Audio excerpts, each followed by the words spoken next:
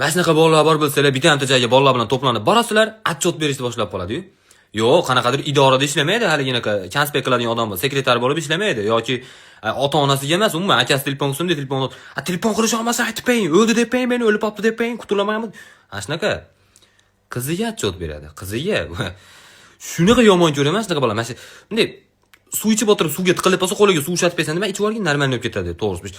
O'tirib turib, menga qizim boshqa qizlar bilan rasmga tushib taqiqlaganda bolalar deydi. Sen kimsan? Sen bilan qizlar rasmga tushadi. Sen bir g'alatiroq baqlajonmisan sen? Yo quyosh botishimisan? Yo itni yabichni parodasimisan? Kim rasmga tushadi sen bilan? Ko'rganmisan o'zing sen mana shu qizingni chizig'idan chiqmasliging bo'yicha qaysidir davlatda bir afsonalar ham yursa kerak. Eng kami bitta ruboiy bor mana shu. Ozodlikdagi qul degan, to'g'risida bu.